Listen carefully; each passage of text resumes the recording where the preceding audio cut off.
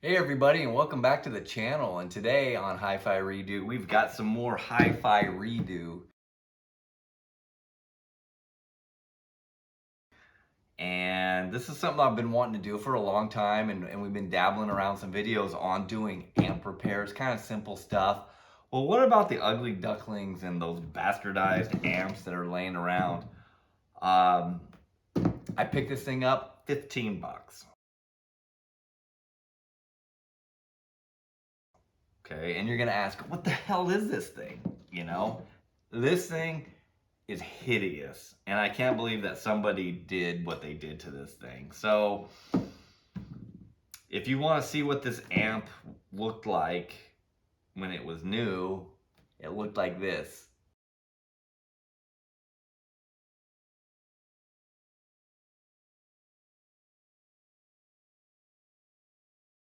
Crazy, right? I mean, this is awful. So you can see remnants of the purple, and they also had these in red. The red is actually really nice. So this is a Sony XM-1002hx or 1002hx. So this amp is rated 2 by 100 at 4 ohms. It says 1 by 280 bridged. So I'm assuming at 2 ohms it would be 1 by 140.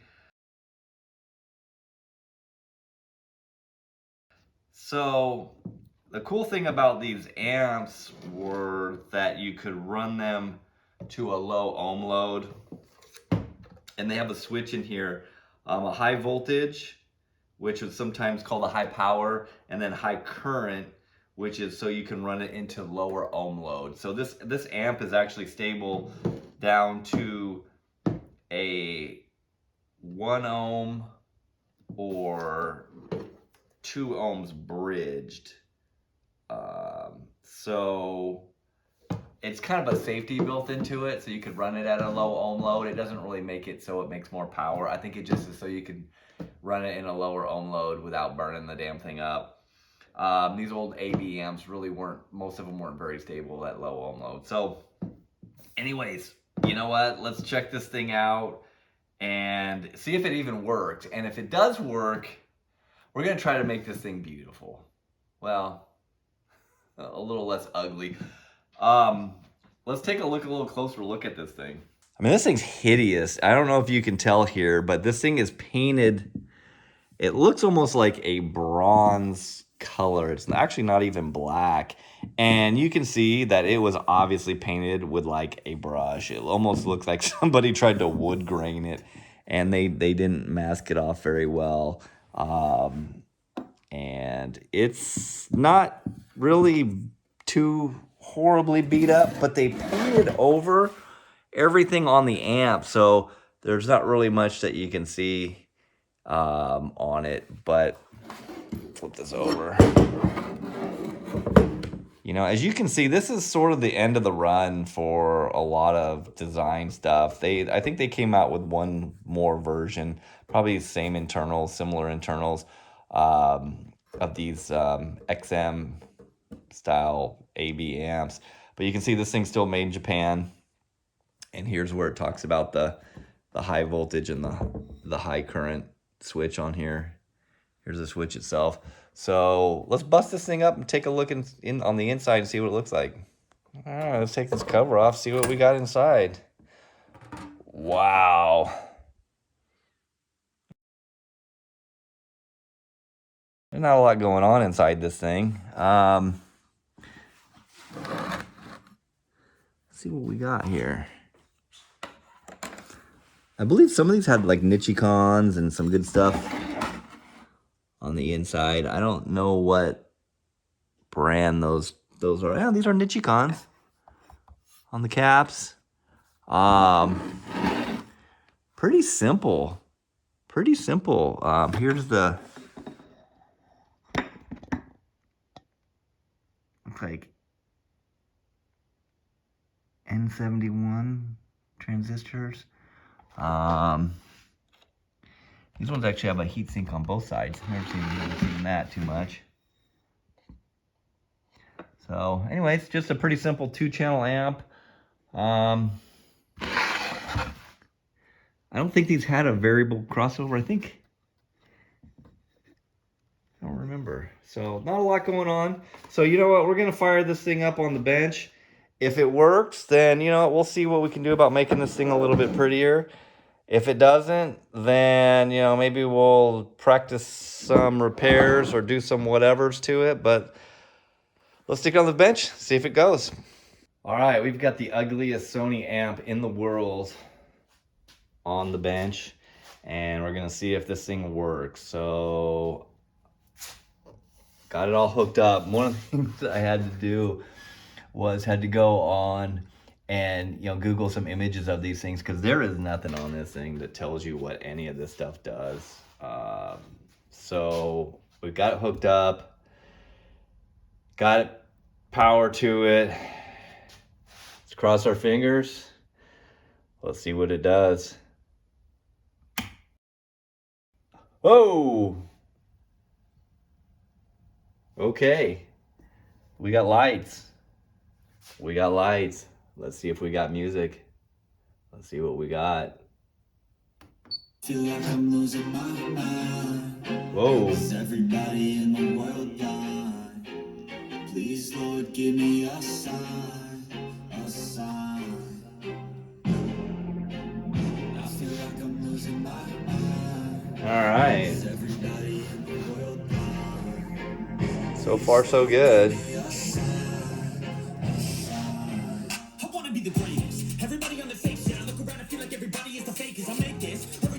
Well, the fact that it works is very hopeful. So the next step is going to be getting some strippers involved. Not those kind of strippers. This kind of stripper. So I'm going to see if we can take this paint off of it, and I'm afraid that when I do that, it's probably, the anodizing is probably, I don't think the anodizing is going to come off, but anything that was screen printed on the anodizing is going to come off. So, but you know what? This amp was like 15 bucks. I think it was like 30 bucks shipped. So, you know what? Let's see how it goes. So I'm going to say this is one of the easier amps to take apart. It had screws holding down. So all the transistors are on a heat sink that bolts to the heat sink, and I had to just take like 10 screws out, and the whole board just comes right out of the amp. And you can see both sides of the board. I don't have to unscrew any of the transistors or anything. They just stay. The whole board just stays with the heat sinks, with the transistors just stay with the board. And you can see the cool purple that these things were originally. It's pretty neat. So I was hoping that was going to stay with the board. It looks like it's attached somehow. I'm not sure how that comes off, but not much to the heat sinks. And I don't know if stripping these is going to do any good, because oh my god, it looks like they painted both sides of these things. So I think if I strip them, it's just going to take all the paint off of them. So anyways, I mean, it's not like we're going to hurt this thing. It's ugly. So let's see what we can do. All right, so I was able to remove the center piece that looks like somebody's painted this whole thing, and I'm not sure if I'm going to be able to figure out how to get the paint off of here. I don't think I can use stripper because it's plastic, but I've got this citrus stripper that I've used on other things and stuff before. And I'm not sure what this paint is that's on there, but it's not really budging just yet, and it's only been on there for a few minutes. So we'll give it some time and see what the stripper does.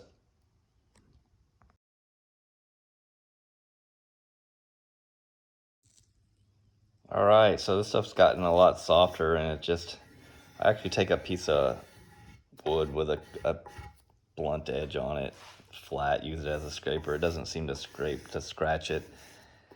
And this looks like it's anodizing and not any type of paint on here, so it's coming off. It looks like somebody put like a white base coat. I've seen areas where it look red. I don't know what the hell is going on with this thing. So, but we'll just keep scraping at it, see what it gets.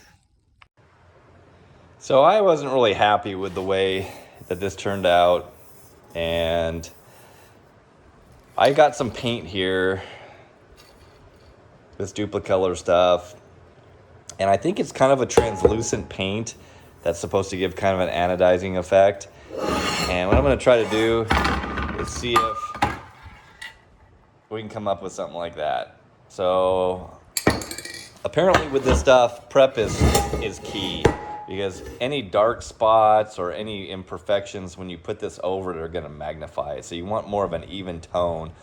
So I'm going to try to sand out scratches and get the anodizing off of the majority of this thing and play around with putting some of this on. So let's see how it goes. All right, so you're going to need to get pretty aggressive with this stuff to get the anodizing off and get down to the aluminum. And so I actually used 120 grit, and then I went to 220, and then I finished with 400 grit to kind of leave some of the lines in it, like it would be when it was made, when it was extruded. So this, this is really just a test run. I mean, if I was really serious about this, I'd probably take it to some,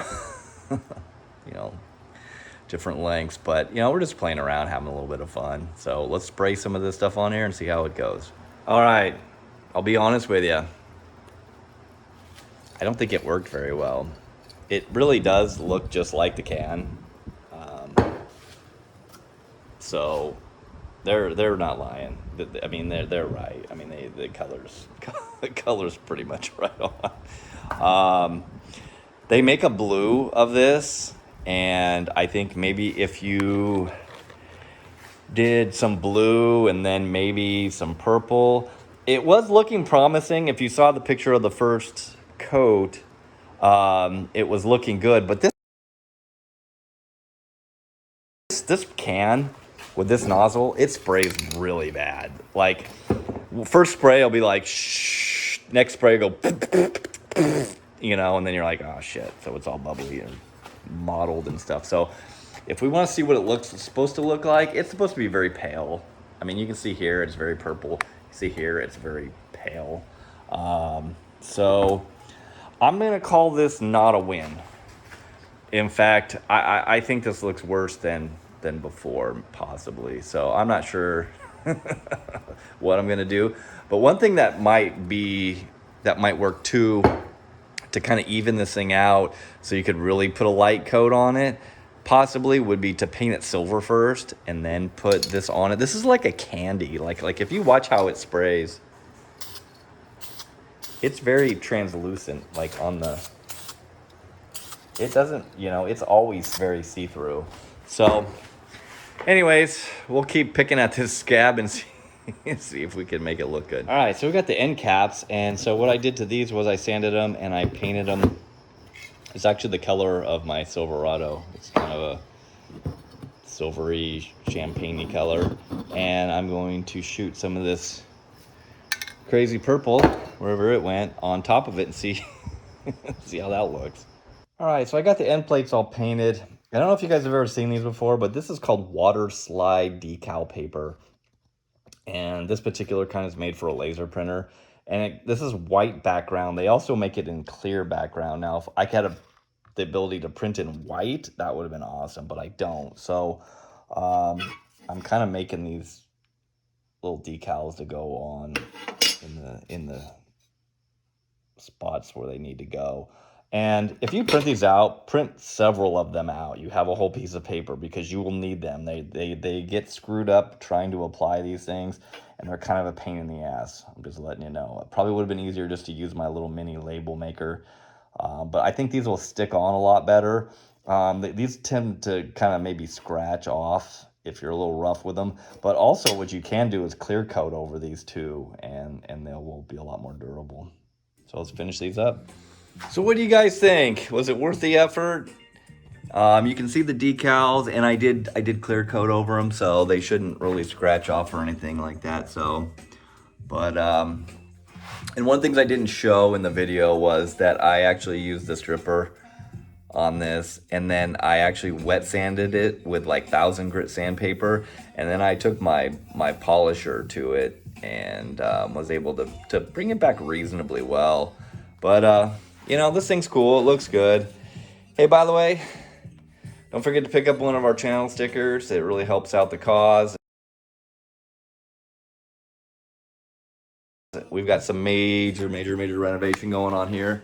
As you can see behind me, there's a lot of stuff missing, and there's gonna be a lot of stuff coming in. So anyways, thanks for watching. We're gonna make more of these videos. I've got some cool candidates, and hey, if any of you have any candidates that you'd like to see me work over on the channel, let me know. So thanks for watching. We'll catch you next time.